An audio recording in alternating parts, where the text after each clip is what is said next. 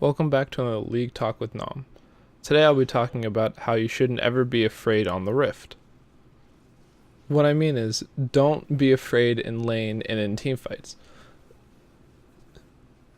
If you've ever been told to nut up or put your big boy pants on, this is what I mean. Depending on who you're laning as. Of course, there are passive champions where you just sit back and farm during your lane, like Nasus early game. Or if you're support Janna, then you generally don't need to poke, although you have plenty of abilities to. But a lot of champions are very aggressive.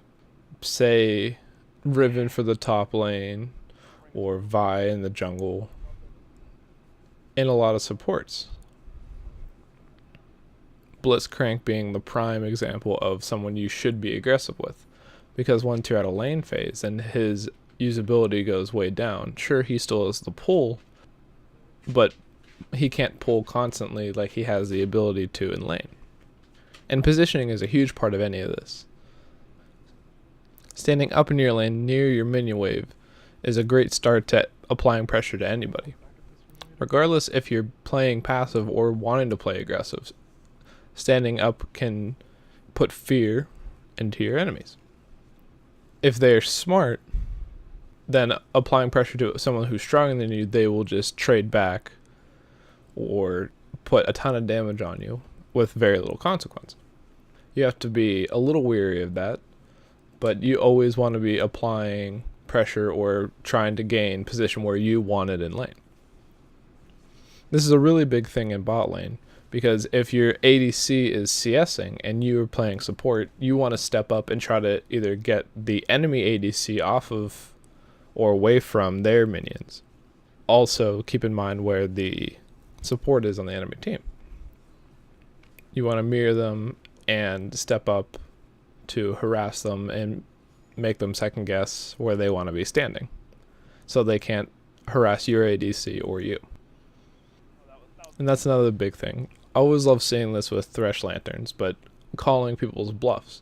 You can just toss a lantern out to a river or way behind you where they can't necessarily see it, and they will just assume that the jungler's there or someone else has roamed down.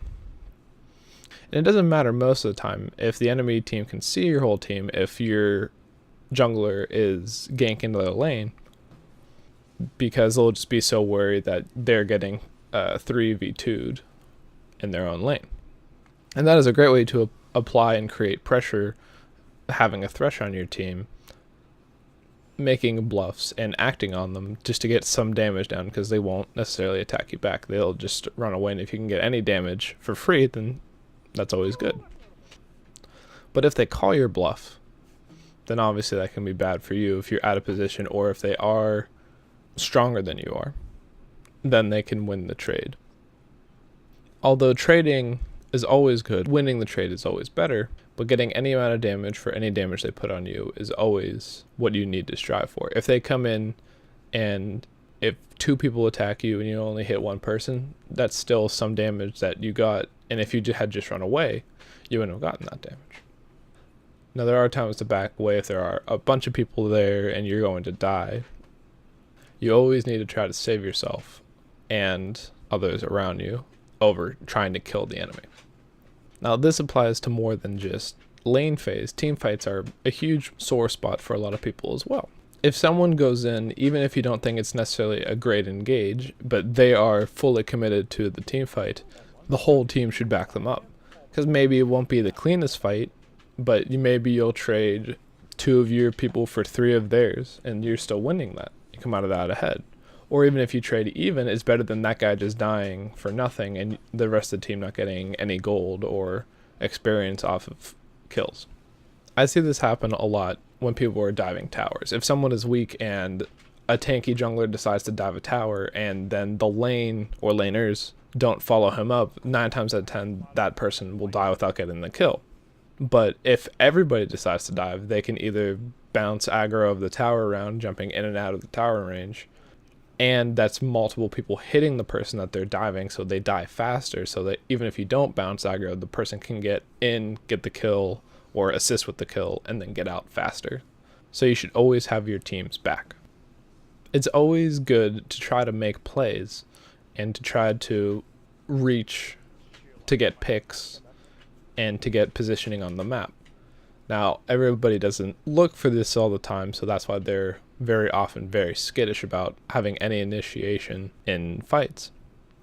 Of course, there are some positions that don't necessarily or shouldn't jump in, such as ADCs with long attack ranges, but most characters, be it tanks, need to be in the front line, or assassins with gap closers very often start fights, especially Zeds that are getting towards late game that can blow up anybody, but are feeling less and less relevant.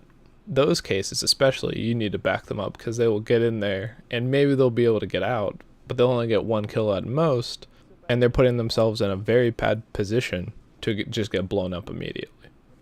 So try to be aggressive and make bluffs and call the other team's bluffs, and always have your team's back, no matter if you think it's a good idea or not. You never know the outcome of the fight if you don't have it. That's all from me for today. As always, if you enjoyed the video, don't forget to like and subscribe for more Salvo Gaming content. I'm Nonsensical, and I'm out.